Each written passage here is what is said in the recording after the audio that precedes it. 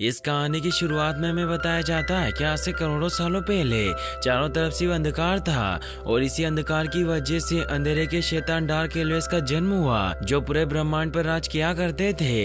लेकिन जब हजारों सालों बाद ब्रह्मांड में रोशनी का उदय हुआ तो डार्क एलियंस जाति के लीडर मेलेकित ने ब्रह्मांड को फिर से अंधेरे रातों में बदलने की कोशिश की और उसने रियलिटी स्टोन से अनंत विनाश का शक्तिशाली अस्त्र ईथर बनाया। ईथर एक चुंबकीय तत्व होता है जो दूसरों की शक्ति को अपने अंदर खींच लेता है। इसीलिए मेलेकित ने ब्रह्मांड में फिर से अंधकार लाने के लिए कन्वर्जेंस की घटना का इंतजार किया, क्योंकि हर 5000 सालों में 9 ग्रह मिडगार्ड यानी कि अर्थ का एक चक्कर पूरा करते थे, जिससे सभी 9 ग्रह एक सीधी रेखा में आने की वजह से कन्वर्जेंस की घटना उत्पन्न होती थी और इसी वक्त पर ब्रह्मांड की सारी सीमाएं धुंधली पड़ जाती है। इसीलिए मेलेकित ने उस दिन ईथर छोड़ने की कोशिश की, लेकिन ओडिन के पिता बोर्न ने अपनी एसगार्डियन सेना से उस पर हमला कर दिया, जिससे मेलेकित के शैतानी राक्षसों और एसगार्डियन सेना के बीच एक भयंकर लड़ाई हुई। मगर मेलेकित एसगार्डियन सेना के सामने नहीं टिक पाया, जिससे उसने ईथर छोड़ने की प्रक्रिया को प्रारंभ किया।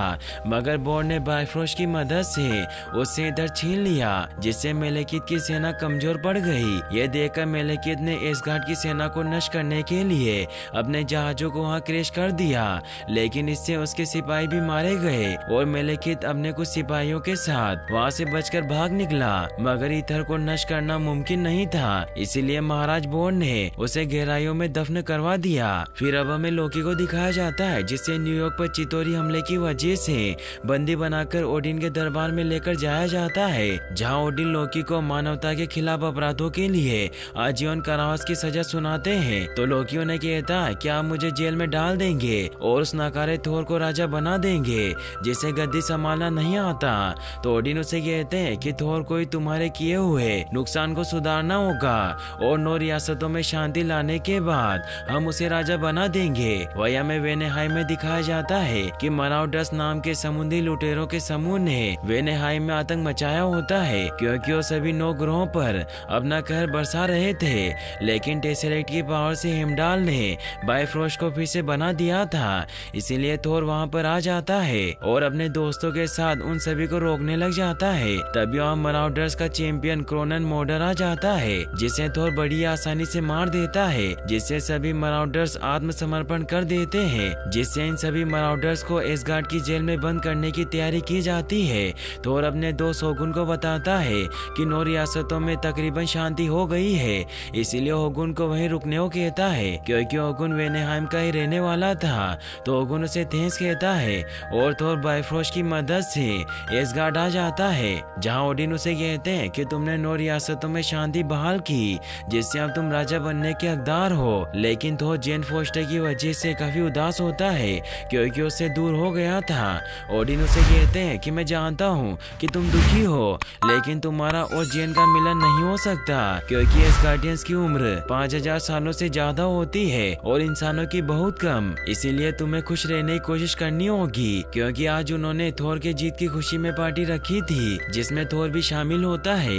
लेकिन अपने गम की वजह से वहाँ ज्यादा देर तक नहीं रुकता, क्योंकि हर दिन वो हेमडाल के पास जेन का हाल पूछने जाया करता था। वह में अर्थ पर दिखाया जाता है कि जेन रिचर्ड नाम के एक आदमी के साथ लंदन में डेट कर रही होती है, क्योंकि थोर ने अपना मिलने का वादा नहीं निभाया था। इसीलिए उसे लगता था कि थोर अब वापस नहीं लौटेगा। मगर वो रिचर्ड के साथ काफी ऑकवर्ड फील कर रही होती है। तो रिचर्ड उसे बताता है कि मेरी भी पहले एक गर्लफ्रेंड थी, लेकिन वो मुझे छोड़कर चली गई। तभी वहाँ जेन की असिस्टेंट डार्सी आ जाती है, जो जेन को बताती है कि तुम्हारे साइंटिफिक इक्विपमेंट अजीब से सिग्नल दे रहे हैं और एरिक ने भी हमें इन अज्ञात रीडिंग की वजह से यहाँ लंदन आने को कहा था, क्योंकि ये सिग्नल न्यू मैक्सिको की घटनाओं के बाद से आना बंद हो गए थे।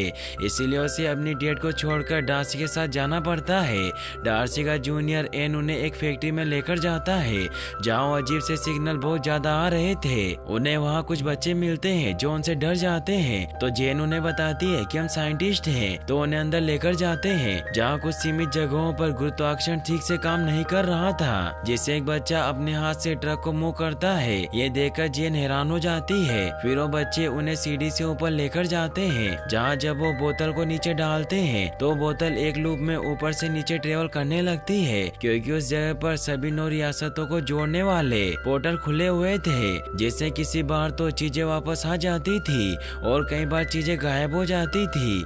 तभी जेन का डिवाइस वहाँ बहुत ज्यादा रीडिंग देने लग जाता है और डार्सी उसे बताती है कि ऐसी रीडिंग थोर के आने पर आई थी। तो इससे जेन खुश होती है क्योंकि उसे लगता है कि थोर आने वाला है, इसीलिए वो रीडिंग की तरफ बढ़ने लग जाती है। वहीं डार्सी और एन उन पोर्टल में चीजें फेंक कर खेलने लग जाते हैं, जिससे वो कार की चाबी भी उसमें फेंक देता है। वहीं जेन उन सिग्नल का पीछा करते करते पोर्टल की वजह से एक अंधेरी खाई में किसी प्लेनेट पर पहुंच जाती है, जहां बॉन्ड ने ईथर को पत्थर की तिजोरी में कैद कर रखा था। जेन गलती से उस ईथर को टच कर लेती है, जिससे वो ईथर उसमें समा जाता है। ईथर जेन को संक्रमित करके वापस अर्थ पर टेलीपोर्ट कर देता है, जहां जेन को गायब हुए 5 घंटे हो चुके थे। इसीलिए डार्सी ने पुलिस को वहाँ बुला लिया था। डार्सी जेन को देखकर बहुत खुश होती है, लेकिन जेन पुलिस को वहाँ देखकर उस पर गुस्सा करती है। तभी बारिश होने लग जाती है और थोर वहाँ पर आ जाता है, क्योंकि ईथर की वजह से हेमडाल को जेन नजर नहीं आ रही थी। जेन को उस पर बहुत गुस्सा आता है, क्योंकि वो बहुत समय से उससे मिलने नहीं आया था। इसीलिए उसे थप्पड़ मारकर कहती है कि तुमने लौटने का वादा किया था और मैं तुम्हें कब से ढूंढ रही हूँ। तो थोर उसे कहता कि मैं नहीं आ सकता था, क्योंकि बाइफ्रोस्ट तबाह हो चुका था और सभी 9 रियासतों में जंग छिड़ी हुई थी। तभी डार्सी वहाँ आ जाती है, जो उन्हें बताती है कि हम गिरफ्तार होने वाले हैं, जिससे जेन पुलिस वालों से बात करने जाती है। तो ऑफिसर उसे कहते हैं कि एक प्राइवेट प्रॉपर्टी है और तुम बिना इजाजत के यहाँ घुसे हो, इसीलिए तुम्हें हमारे साथ चलना होगा। और वो जैसे ही जेन को टच करता है तो इधर की वजह से वो दूर गिर जाता है और जेन की हालत भी खराब होने लगती है। ये देखकर पुलिस उन्हें दुश्मन समझने लगती है। तो थोर बाइफ्रोस्ट बुलाकर जेन को एसगार्ड ले आता है, जहाँ जेन का उपचार शुरू किया जाता है, मगर उन्हें समझ नहीं आता कि जेन में इतनी एनर्जी की चीज क्या हो सकती है। तभी ओडिन वहाँ आ जाते हैं, जो थोर पर गुस्सा करते हैं, क्योंकि वो एक इंसान को यहाँ ले आया था और वो अपने सिपाहियों को उसे वापस मिडगार्ड यानी कि धरती पर भेजने के आदेश देते हैं। लेकिन जैसे ही सैनिक जेन की बॉडी को टच करते हैं तो इधर रक्षात्मक रूप से उन पर हमला कर देता है, जिससे वो दूर गिर जाते हैं। ये देखकर ओडिन समझ जाते हैं कि जेन की बॉडी में इथर है और वो उन दोनों को एक रूम में लेकर जाते हैं, जहाँ उन्हें बताते हैं कि ब्रह्मांड के निर्माण से पहले के कुछ अस्तित्व अभी भी मौजूद है, जिन्हें इन्फिनिटी स्टोन में से एक जेन के शय में मौजूद है। और वो उन्हें यग्रड्रासिल बुक से मेलेकित और इथर के बारे में बताते हैं, लेकिन उसमें शय से इथर निकालने के बारे में कुछ नहीं लिखा हुआ था। वही हमें अंतरिक्ष में मेलेकित और उसके साथियों को दिखाया जाता है, जो इथर के एक्टिवेट होने की वजह से वापस से जाग जाते हैं और मेलेकित प्रतिशोध की आग में एक बार फिर से ब्रह्मांड को अंधेरी रातों में बदलने के लिए प्लान तैयार करता है, क्योंकि कुछ दिनों में 9 रियासतें सीधी रेखा में आने वाली थी। इसीलिए अपने एक साथी को भेज बदल कर लुटेरों में शामिल कर देता है, जिससे जब थोर के दोस्त मराउडस लुटेरों को एसगार्ड की जेल में लेकर जाते हैं तो मेलेकित का साथी भी उनके साथ जेल में पहुंच जाता है और एक मेलेकित के हथियार की मदद से खुद को कर्ज में बदल लेता है। कर्ज एक महाशक्तिशाली योद्धा होते हैं, जिसे मेलेकित हमेशा एसगार्डियन के खिलाफ युद्ध में इस्तेमाल करता था। कर्ज लोकी को छोड़कर सभी लुटेरों को आजाद कर देता है, लेकिन फिर भी लोकी उसकी मदद करता है और उसे महल की तरफ का रास्ता बताता है, जिससे वो महल की तरफ बढ़ने लग जाता है और सभी लुटेरे आतंक मचाना शुरू कर देते हैं, जिससे थोर सभी सिपाहियों और अपने दोस्तों के साथ उन्हें रोकने की कोशिश करने लग जाता है। इससे मौका पाकर मेलेकित अपने शिप लेकर एसगार्ड में दाखिल हो जाता है, ताकि वो जेन से इतर हासिल कर सके। हेमडाल को भी इस बात का पता चल जाता है और वो एक शिप को डिस्ट्रॉय कर देता है, लेकिन मेलेकित अपनी पूरी सेना के साथ आया था, इसीलिए वहाँ पूरे एसगार्ड में तबाही मचाना शुरू कर देता है और शाही महल की तरफ बढ़ने लग जाता है। एसगार्डियन सेना उसे रोकने की कोशिश करती है, जिससे एक भयानक लड़ाई स्टार्ट हो जाती है और हेमडाल मेलेकित को महल तक पहुंचने से रोकने के लिए एक सुरक्षा कवच बना देता है। वहीं कर्ज भी महल के अंदर दाखिल हो जाता है, जो सुरक्षा कवच को तोड़ देता है, जिससे मेलेकित के शिप महल पर हमला करने लग जाते हैं और वो महल में दाखिल होकर सैनिकों को मारने लग जाते हैं। मेलेकित इतर हासिल करने के लिए थोर की माँ फ्रीगा के रूम में पहुंच जाता है, जो जेन को बचाने के लिए मेलेकित पर हमला कर देती है और वो मेलेकित को मारने लगती है। लेकिन तभी कर्ज वहाँ पर आ जाता है, जो बहुत ही पावरफुल होने की वजह से फ्रीगा को पकड़ लेता है। मेलेकित जेन के पास जाता है और उससे इतर मांगने लगता है, लेकिन वो सिर्फ एक होलोग्राम था, जिससे उसे फ्रीगा पर बहुत गुस्सा आता है और वो उससे जेन के बारे में पूछने लग जाता है, लेकिन उसे कुछ नहीं बताती। तो कर्ज फ्रीगा को जान से मार देता है। थोर भी वहाँ पहुँच जाता है है और अपनी पावर से मेलेकित के मुंह को जला देता है, लेकिन कर्ज उसे बचाकर वहाँ से निकल जाता है। ओडिन भी वहाँ आ जाते हैं जो फ्रिगा के मरने की वजह से पूरी तरीके से टूट चुके थे। रात को फ्रिगा और सभी शहीद सैनिकों का अंतिम संस्कार किया जाता है। वया में अर्थ पर एरिक सेल्वी को दिखाया जाता है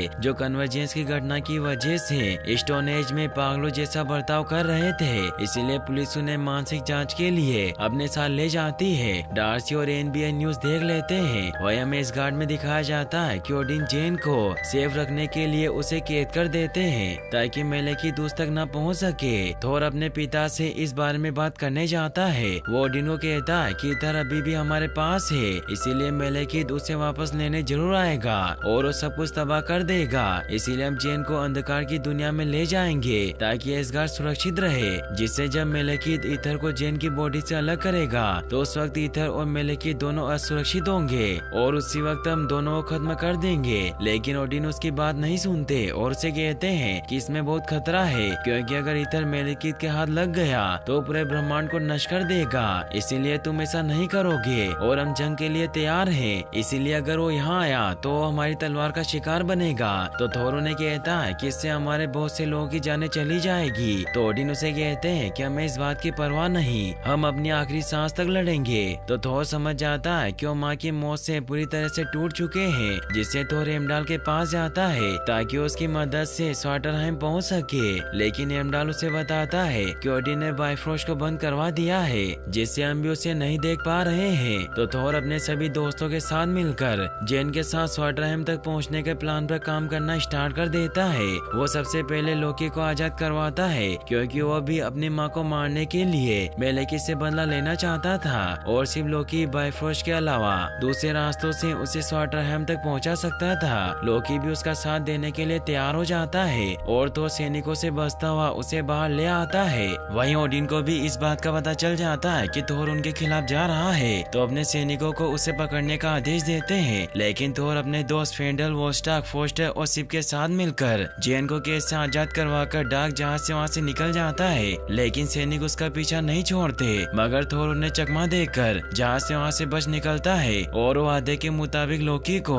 उसे स्वाटरहाइम पहुँचाने को कहता है, जिससे लोकी थोर और जेन को लेकर एक पहाड़ में छिपे हुए पोर्टल से उन्हें स्वाटरहाइम लेकर जाता है और वो मेलेकित की तरफ बढ़ने लगते हैं। मगर जेन की हालत इथर की वजह से बिगड़ती जा रही थी। वया में अर्थ पर दिखाया जाता है कि डार्सी और एन ने मिलकर एरिक को रिटायरमेंट होम से छुड़वा लिया था। एरिक उनसे मिलकर खुश होते हैं और उन्हें बताते हैं कि लोकी ने चितोरी हमले के वक्त मुझे हिप्नोटाइज किया था, जिससे मेरी मानसिक हालत खराब हो गई थी। और जब वो बाहर आते हैं तो देखते हैं कि कन्वर्जेंस की वजह से सभी दुनियाओं के बीच पोर्टल खुलना स्टार्ट हो गए थे, मगर उन्हें इस बात का पहले से ही पता था, क्योंकि वो काफी महीनों से इस पर रिसर्च कर रहे थे और उन्होंने ऐसे डिवाइस भी बना लिए थे जो लोगों को किसी भी दुनिया में टेलीपोर्ट कर सकते हैं। वहीं अंधेरे की दुनिया स्वाटरहाइम में मेलेकित को भी इस बात का पता चल जाता है कि थोर जेन को लेकर उसकी तरफ आ रहा है, इसीलिए वो भी उनकी तरफ बढ़ने लग जाता है। मगर लोकी थोर को धोखा देता है और उस पर हमला करके उसे इंसर्ट कर देता है। थोर अपने म्योनिर से उस पर अटैक करने की कोशिश करता है, लेकिन लोकी उसका एक हाथ काट देता है और जेन को उसे सौंप देता है, जिससे वो मेलेकित का भरोसा जीत जाता है और उसे कहता है कि मुझे तुमसे बस एक चीज चाहिए कि तुम मुझे एक ऐसी जगह दो जहाँ से मैं एसगार्ड को जलते हुए देख सकूं। मेलेकित को भी उस पर विश्वास हो जाता है और वो इथर को जेन की बॉडी से निकालने लगता है, जिससे वो इस स्थानांतरण और इथर की शक्ति को महसूस कर पाता है। ये देखकर थोर लोकी को अपने इल्यूजन को हटाने को कहता है, क्योंकि ये सब उन्होंने मेलेकित को धोखा देने के लिए नाटक किया था।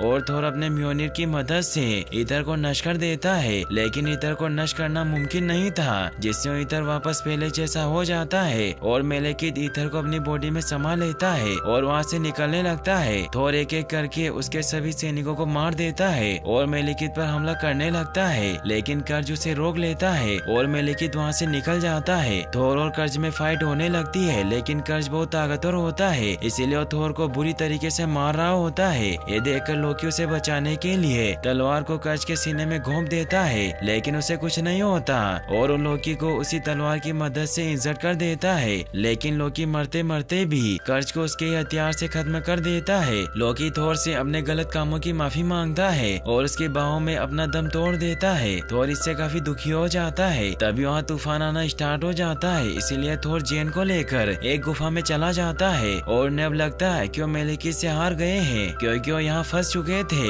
लेकिन तभी जेन को रिचर्ड का कॉल आ जाता है। इससे वो बहुत हैरान होती है क्योंकि वह सॉटरहाइम में फोन का सिग्नल मिल रहा था और उसे वहाँ अपनी गाड़ी की चाबी और बाकी फेंकी हुई चीजें भी मिलती है जो उन्होंने उस फैक्ट्री में फेंकी थी। इससे वो समझ जाती है कि वहाँ पर कन्वर्जेंस की वजह से अर्थ पर जाने का पोर्टल खुला है और उस पोर्टल से अर्थ पर आ जाते हैं, जहाँ जेन अपनी कार लेकर थोर के साथ अपनी ले में पहुँच जाती है, जहाँ एरिक को देखकर खुश होती है। एरिक उसे बताते हैं कि शहर में सभी जगह कन्वर्जेंस की वजह से पोर्टल खुलना स्टार्ट हो गए हैं। तो जेन उन्हें कहती है कि हमें उस पॉइंट को ढूंढना होगा जहाँ 9 ग्रहों का संगम होगा, क्योंकि उसी जगह पर मेलेकित ईथर का इस्तेमाल करेगा ताकि वो सभी को खत्म कर पाए और इससे ईथर का असर भी कई गुना बढ़ जाएगा। तो डार्सी उन्हें कहती है कि हमें उस जगह का पता कैसे चलेगा। तो एरिक उन्हें बताते हैं कि 5000 साल पहले भी कन्वर्जेंस हुआ होगा और हमारे पूर्वजों ने उसे देखा था, इसीलिए उन्होंने हमें उस जगह की लोकेशन बताने के लिए कई महान इमारतों का निर्माण किया और वो जब उन सभी इमारतों को मिलाते हैं तो उसका मिड पॉइंट ग्रीनविच होता है, जहाँ मेलेकित ईथर का इस्तेमाल करने वाला था और वो सभी उस जगह पर पहुंच जाते हैं, जहाँ एनो डार्सी मिलकर एरिक के बनाए हुए डिवाइस को वहाँ लगाने लगते हैं ताकि वो विभिन्न आयामों को कंट्रोल कर पाए। लेकिन तभी मेलेकित अपना जहाज लेकर वहाँ पहुँच जाता है, जिससे सभी डर कर वहाँ से भागने लगते हैं। मेलेकित अपने शिप से बाहर आ जाता है, लेकिन थोर वहाँ उसे रोकने के लिए पहुँच जाता है। मेलेकित उसे कहता है कि तुम्हारे ब्रह्मांड को कभी बनना ही नहीं चाहिए था और मैं तुम्हारी दुनिया और परिवार को नष्ट कर दूंगा। ये कहकर वो ईथर की पावर से उस पर अटैक करने लग जाता है और उन दोनों में फाइट स्टार्ट हो जाती है और अब कन्वर्जेंस भी स्टार्ट हो जाता है, जिससे सभी 9 ग्रहों के वहाँ पोर्टल खुलने लग जाते हैं। वही डार्सी और एन मिलकर एरिक के डिवाइस को उस जगह के चारों लगा देते हैं, जिससे जेन और एरिक मिलकर मेलेकित के सिपाहियों को दूसरी दुनिया में भेजने लग जाते हैं, क्योंकि यह संगम सिर्फ 7 मिनट तक ही रह सकता था। इसीलिए उन्हें कुछ भी करके मेलेकित को कन्वर्जेंस खत्म होने तक रोकना था। इसीलिए थोर उस पर अटैक कर रहा होता है और वो पोर्टल की वजह से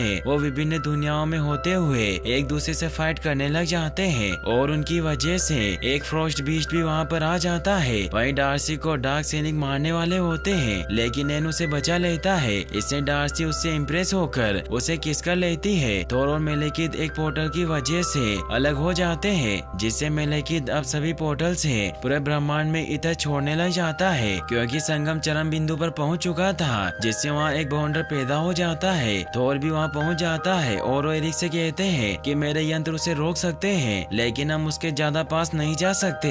तो थोर उन्हें कहता है कि मैं उसके पास पहुंच सकता हूँ और वो यंत्र लेकर मेलेकित के पास पहुंच जाता है। तो मेलेकित उसे कहता है कि तुम मुझे रोक नहीं सकते और ब्रह्मांड में फिर से अंधकार होगा। तो थोर उस पर एरिक के बनाए हुए डिवाइस से हमला करके मेलेकित को खत्म करने लग जाता है। तो मेलेकित उसे कहता है कि तुम मुझे नहीं रोक पाओगे क्योंकि ईथर को नष्ट नहीं किया जा सकता। तो थोर उसे कहता है कि तुम्हें खत्म किया जा सकता है और अपने म्योनिर की मदद से डिवाइस को उसके सीने में घोंप देता है, जिससे जेन मेलेकित को सॉटरहाइम में टेलीपोर्ट कर देती है। थोर भी इस धमाके की वजह से बेहोश हो गया था। जेन उसे बचाने की कोशिश करती है, लेकिन मेलेकित का जहाज उनके ऊपर गिरने लगता है, मगर एरिक अपने डिवाइस की मदद से उस शिप को सॉटरहाइम में भेज देते हैं, जिससे वो जहाज मेलेकित पर गिरने की वजह से उसकी डेथ हो जाती है और थोर और जेन की जान बच जाती है। वो सभी इस तबाही को रोककर बहुत खुश होते हैं। फिर हमें दिखाया जाता है कि थोर कुछ दिनों के बाद वापस एसगार्ड लौटता है, जहाँ ओडिन उसे कहते हैं कि तुमने एसगार्ड में बगावत करके बहुत बड़ा गुनाह किया है, लेकिन सभी 9 रियासतों ने देखा कि तुमने कैसे सभी की जान बचाई, इसीलिए तुम अब एसगार्ड के राजा बनने के लिए तैयार हो। तो थोर उन्हें कहता है कि हम अपनी आखिरी सांस तक एसगार्ड और बाकी रियासतों की रक्षा करेंगे, लेकिन हम राजा नहीं बन सकते क्योंकि ये राजनीति लोगों को बदल देती है। इसीलिए हम एक अच्छा राजा नहीं बल्कि एक अच्छा इंसान बनना चाहते हैं। तो ओडिन उसे कहते हैं कि तुम उस लड़की के प्यार की वजह से बोल रहे हो। तो थोर उन्हें कहता है कि जेन की बात नहीं है और वो म्योनिर को उन्हें देने लगता है। तो ओडिन उसे कहते हैं कि तुम्हारा ही रहेगा जब तक तुम इसके लायक बने रहोगे, और फिर थोर वहाँ से निकल जाता है। तभी हमें पता चलता है कि ओडिन नहीं होते बल्कि लोकी होता है, जो मरा नहीं था बल्कि उसने मरने का नाटक किया था ताकि वो एसगार्ड का राजा बन सके। और यहीं पर ये मूवी एंड हो जाती है। फिर हमें इस मूवी के पोस्ट क्रेडिट सीन को दिखाया जाता है, जहाँ सिर्फ वो वोस्टाग ईथर को कलेक्टर को सौंप देते हैं, क्योंकि एसगार्ड में पहले से टेसरेक्ट मौजूद था, इसीलिए वो 2 अनंत मणियों को एसगार्ड में नहीं रख सकते थे और वो दोनों जैसे ही वहाँ से जाते हैं तो कलेक्टर कहता है कि अब एक अनंत मणि मेरे पास है और अब सिर्फ मुझे 5 और की तलाश है। फिर हमें एंड का सीन दिखाया जाता है जहाँ थोर धरती पर आकर जेन से मिलता है, जिससे वो साथ में बहुत खुश होते हैं। लेकिन अभी भी लंदन में फ्रोस्ट बीच खुला घूम रहा था और यहीं पर ये मूवी फाइनली एंड हो जाती है। और गाइस, अगर आपने अभी तक थोर रैग्नारोक मूवी नहीं देखी है तो आप एंड स्क्रीन पर क्लिक करके वो वीडियो देख सकते हैं। और इस वीडियो को लाइक और चैनल को सब्सक्राइब करने के लिए आपका तहे दिल से शुक्रिया। Thanks for watching.